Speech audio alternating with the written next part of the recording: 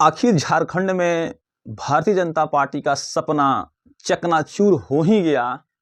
महामहिम राज्यपाल सीपी राधाकृष्ण ने सरकार बनाने का न्योता दे दिए। रात 11 बजे राज्यपाल भवन से चिट्ठी आई सरकार बनाने के लिए, जबकि ये मैटर सुप्रीम कोर्ट में चल रहा।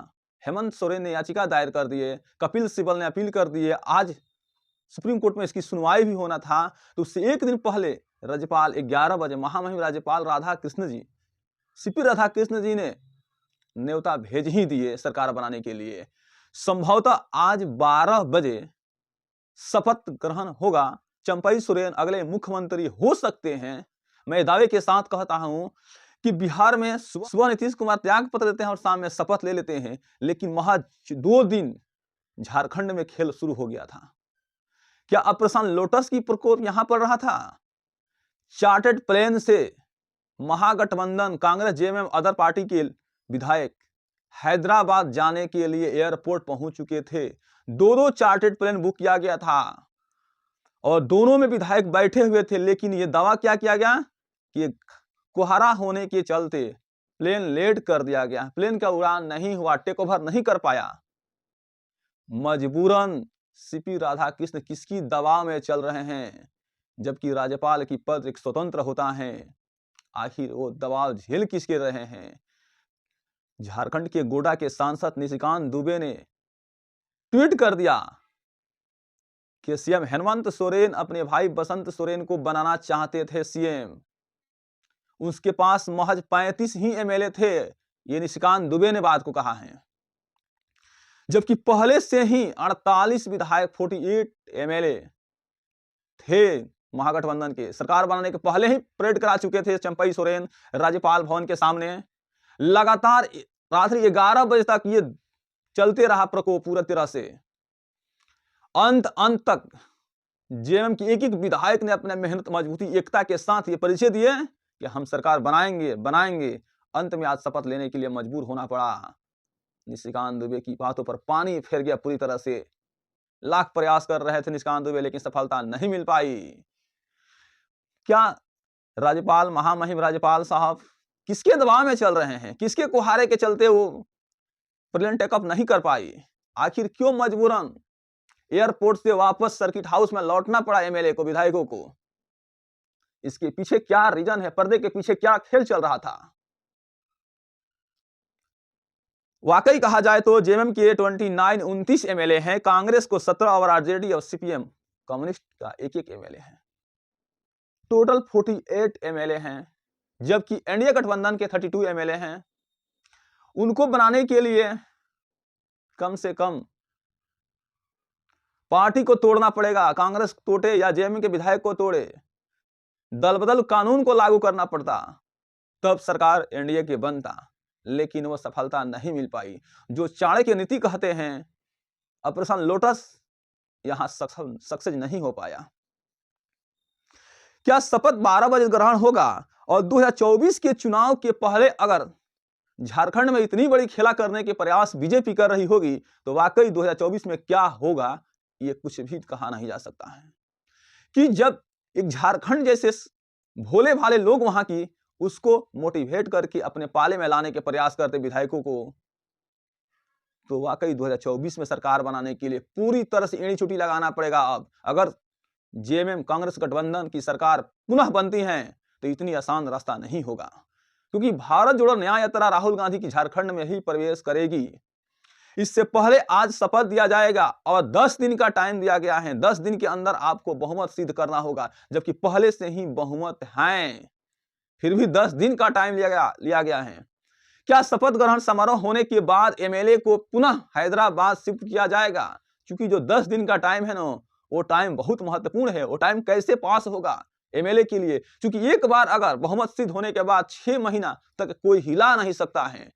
ऐसा नहीं हो कि आज बहुमत साबित किया, कल सरकार तुरंत भगा कर लेके चले गए दूसरे पार्टी में। ऐसा नहीं, 6 महीना कम से कम उसको लेना पड़ेगा। कानून की दायरा में रहकर काम करना है, संविधान को मानना पड़ेगा। जबकि वहीं बिहार में 24 घंटे के अंदर सरकार बना और बिगड़ा, लेकिन यहाँ 2 दिन हो जाने के बाद अभी तक शपथ नहीं हो पाया। बहरहाल आज शपथ होने वाला ही है। लोकतंत्र, सरकारी तंत्र, सत्ता पक्ष विपक्ष कि तमाम आंखों में धूल झोंकने की प्रयास सत्ताधारी पार्टी केंद्र में बैठी हुई कर रही है, क्योंकि लोकतंत्र में क्या सत्ताधारी लोग अपने अनुसार चला रहे हैं। इस देश के संविधान की मर्यादा के नियम के अनुसार चलना होगा। इसीलिए राज्यपाल महामहिम न्योता भेजने के लिए मजबूर होना पड़ा, क्योंकि ये मैटर जब सुप्रीम कोर्ट में गया, अगर सुनवाई होता सुप्रीम कोर्ट में, तो क्या जवाब देंगे सीपी राधाकृष्ण जी? क्योंकि नरेंद्र मोदी के इशारे पर काम चल रहा है, अमित शाह के इशारे पर काम चल रहा है, ये खुला खुलिम चल रहा है। ये वाकई आम जनता के दिलों पर चोट पहुंचाया जा रहा है कि जनता अपने बहुमत किसको दे रहा है और विधायक किस पाले में जाकर सरकार बना रहे हैं। लेकिन झारखंड के मुख्यमंत्री हेमंत सोरेन वैसे लॉबी के साथ झुके नहीं। ईडी सीबीआई को जवाब देने के लिए मजबूर हैं, लेकिन गठबंधन एनडीए की तरफ से नहीं कर पाए, इंडिया में ही हैं, इंडिया गठबंधन के साथ जुड़े हुए हैं। तो इस बात को भी रखा जाएगा। लाख प्रयास कर लेने के बावजूद भी हेमंत सोरेन किसी के आगे झुके नहीं, चूंकि आदिवासी बहुमूल्य से आते हैं और देश की आजादी में बहुमूल्य योगदान दलितों, पिछड़ों, आदिवासियों के भी हैं। ये बिरसा मुंडा के वंशज के रूप में आते हैं, बिरसा मुंडा की कारागार में भी जा रहे हैं। और तमाम ऐसे विधायक हैं जो राज्यपाल के सामने परेड करने के लिए आज 12 बजे तैयार हैं। शपथ ग्रहण समारोह होगा और विधायक दल के नेता चंपई सोरेन को चुन लिया गया है। अमृतकाल में ऐसा कैसे नौबत आ जाता है कि चाणक्य नीति, अमित शाह और मोदी की जोड़ी, विधायकों को जो खरीद फरोख्त का आरोप लगता रहा है, वो क्यों नहीं सक्सेस हुआ झारखंड में? जबकि मुख्यमंत्री हेमंत सोरेन पहले ही बोल चुके थे कि जब से सरकार बना उसके एक दिन यानी अगले दिन से ही सरकार को डैमेज करने के लिए हर तरह से प्रोपेगेंडा अपनाया गया, हर तरह से रणनीति अपनाया गया। कुछ क्षण के लिए सफल भी हुआ, पर सीएम हेमंत सोरेन ने कांग्रेस के उन विधायकों के प्रति अपने सिक्योरिटी को लगाकर कि एमएलए जा कहां रहे हैं उसके पीछे लगा दिए। अंत तक पर्दाफाश हुआ, इसका सजा भी कांग्रेस ने अपने विधायकों को दिए भी है, उसकी दंड भरना पड़ा। लेकिन जो बहुत बड़ी साजिश रचा गया था वो साजिश सफल नहीं हो पाया। संभवतः वो साजिश आजकल में सफल होने वाला था, लेकिन हो नहीं पाया। लाख प्रयास करने के बावजूद नहीं हुआ, क्योंकि सुप्रीम कोर्ट में मैटर कपिल सिब्बल ने दायर कर दिए थे हेमंत सोरेन के आदेश पर, और सफल नहीं हो पाया। क्या ईडी हेमंत सोरेन के बाद अगला निर्णय तेजस्वी यादव होंगे, या दिल्ली के मुख्यमंत्री अरविंद केजरीवाल होंगे, या इंडियन अलायंस के बड़ा चेहरा राहुल गांधी होंगे? कुछ भी नहीं कहा जा सकता है, क्योंकि वाकई एक एक बात को सोचा जाए कि हिंदी पट्टी में भारतीय जनता पार्टी की महत्वपूर्ण पकड़ है।